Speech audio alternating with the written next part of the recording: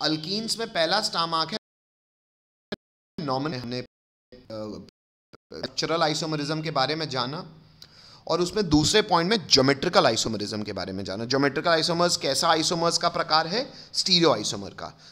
Sir stereo isomer क्या होते हैं? जिनके मॉलिक्यूलर फॉर्मूले स्ट्रक्चरल फॉर्मूले सेम होते हैं लेकिन 3 डायमेंशनल स्पेस में टेक्निकल भाषा में हम स्टीरियो केमिकल फॉर्मूला कहते हैं, वो डिफरेंट होता है। Stereo chemical form.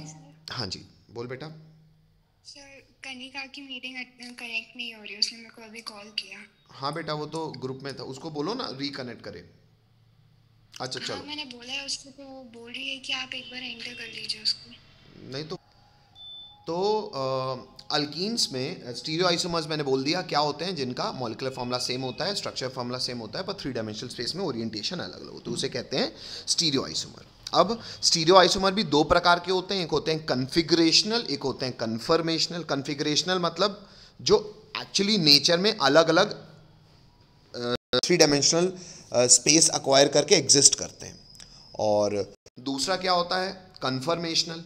Conformational actually stereo isomers होने की डेफिनेशन को तो सेटिस्फाई करते हैं बच्चों, लेकिन वो डेफिनेशन को सेटिस्फाई करते हुए एक्चुअली वो 2 अलग कंपाउंड्स नहीं होते, वो एक ही कंपाउंड वो अलग अलग डेफिनेशंस को वो डेफिनेशन को सेटिस्फाई कर लेता है, इसलिए उन्हें कन्फर्मेशनल आइसोमर्स को हम नॉन ट्रू कहते हैं। क्यों?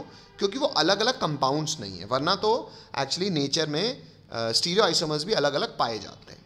ऐसे आइसोमर्स को कहते हैं कन्फिगरेशनल स्टीरियो आइसोमर्स। हमने ये टेबल बना के समझा है। सबको मेरी आवाज़ आ रही है? हेलो, बोलना पड़ेगा सबको। अच्छा नेक्स्ट। तो अब कन्फिगरेशनल कितने प्रकार के होते हैं? 2, ज्योमेट्रिकल और ऑप्टिकल। सर ऑप्टिकल क्या होता है मालूम नहीं, आगे पढ़ेंगे। ज्योमेट्रिकल हमने अल्कीन्स में आपको समझा दिया। ज्योमेट्रिकल वो होते हैं जो नेचर में अलग अलग ओरिएंटेशन इसलिए शो करते हैं क्योंकि उनमें एक ऐसा केंद्र होता है जो उन्हें आपस में घूमने नहीं देता, जिसे कहते हैं रिस्ट्रिक्टेड रोटेशन क्रिएट करना। रिस्ट्रिक्टेड रोटेशन क्रिएट करने वाला केंद्र कहलाता है टेक्निकल भाषा में ज्योमेट्रिकल स्टीरियो सेंटर। क्या कहलाता है? सब लोग बोलें।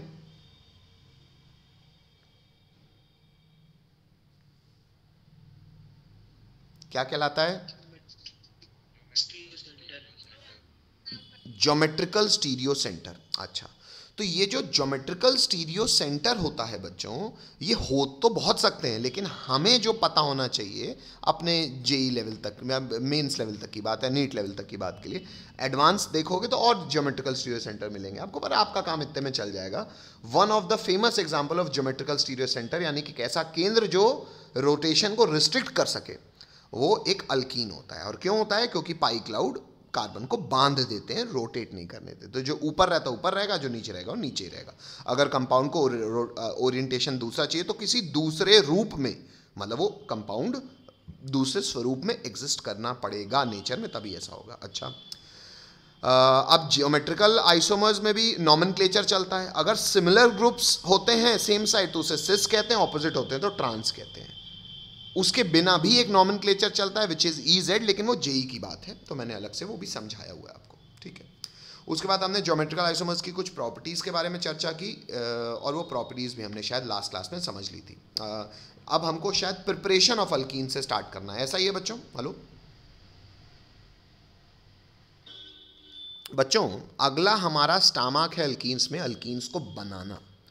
शायद हमको याद होगा अल्केन्स के भी सबसे पहले हमने प्रिपरेशन पढ़े थे बच्चों। ऑर्गेनिक केमिस्ट्री में हमेशा ट्रेंड ऐसे ही चलता है, पहले उस कंपाउंड का प्रिपरेशन सीखते हैं, फिर उसकी कुछ फिजिकल प्रॉपर्टी लिस्ट करते हैं, फिर उसकी केमिकल प्रॉपर्टीज लिस्ट करते हैं। अच्छा, अब अल्कीन्स के प्रिपरेशन में बच्चों सबसे पहला प्रिपरेशन है फ्रॉम अल्काइंस। अच्छा, फ्रॉम अल्काइंस को हमने 1 डाला हुआ है, तो कोई बात नहीं, आप भी 1 ही डाले रहना। अच्छा, अल्काइन से अल्कीन कैसे बनेगा सर? अच्छा देखते हैं। इसमें पहली बात रोमन नंबर 1। अच्छा नहीं, बड़े 1 में नहीं बच्चों, फिर ये गड़बड़ बात है। इसको आप लोग एक काम करना, आप तो रिकॉर्डिंग देखते हुए लिखोगे, सबसे पहले प्रिपरेशन को कैपिटल A डालना, तो कैपिटल A क्या हो जाएगा? From alkynes. आगे बढ़ूँ? अच्छा ये तो नहीं पूछना है ना मुझे, ठीक है। अल्काइंस में पॉइंट नंबर 1 लिखेंगे अपन कि सर ये बनता कैसे है, तो आइए देखें। अल्काइंस क्या होता है बेटा? Triple bonded carbon. अच्छा, ये पंचायत क्या लिखी है सर? बेटा ट्रिपल बॉन्डेड कार्बन के इधर भी फ्री वैलेंसी होगी, इधर भी होगी। हो सकता है इधर भी कार्बन की चेन हो और इधर भी कार्बन की चेन हो सकता है ना भी हो, लेकिन मैं आपसे कह रहा हूं कि अगर दोनों तरफ कार्बन की चेन है, अच्छा वो अलग भी हो सकती है, इसलिए शायद एक तरफ R लिखा है, दूसरी तरफ R' लिखा है। अगर बच्चों अल्काइन कहीं बीच में आ रहा है, कहीं बीच में आ रहा है, तो एक तरफ R है, दूसरी तरफ R' है। ऐसे अल्काइंस को मैं आपको टेक्निकल इंग्लिश बता रहा हूं कहने का अर्थ, इसको हम कहते हैं नॉन टर्मिनल अल्काइन। क्या कहते हैं? अच्छा मत बोलो, नॉन टर्मिनल अल्काइन। टर्मिनल मतलब कोने में, जो कोने में नहीं आ रहा है वो नॉन टर्मिनल है। अच्छा, आप इसी के साथ टर्मिनल अल्काइन का भी इस्तेमाल कर सकते हैं, पर फिलहाल मैं आपको नॉन टर्मिनल अल्काइन के लिए बात कह रहा हूं। अच्छा, नॉन टर्मिनल अल्काइन, और ये नीचे जो लिमिटेड और ये है, ये सब काट देना, ये फालतू है। अच्छा, तो अगर मेरे पास एक नॉन टर्मिनल अल्काइन है, नॉन टर्मिनल अल्काइन मतलब वो कोने में नहीं आ रहा है, वो कहीं बीच में आ रहा है। अच्छा, कोई नॉन टर्मिनल अल्काइन है और अगर आप हाइड्रोजन का रिएक्शन कराओगे तो हमें शायद पता है इसे हाइड्रोजनेशन कहते हैं, लेकिन ये हाइड्रोजनेशन मैं निकल, प्लैटिनम, पैलेडियम और हीट के साथ ही करा रहा हूँ, लेकिन यहाँ पे मैं केवल 1 मोल हाइड्रोजन, अच्छा एक्सपेरिमेंटली कुछ ऐसे प्रोविज़न है हमारे पास हाइड्रोजन के सप्लाई को लिमिट करने के, जिससे हम इसको अल्केन तक ना पहुँचने दें, क्योंकि आपको अपन ने देखा होगा कि अनसैचुरेटेड से तो सर अल्केन बन जाता है, लेकिन बेटा उसके लिए प्रोपोर्शनली अल्काइन 2 मोल हाइड्रोजन लेता है ना।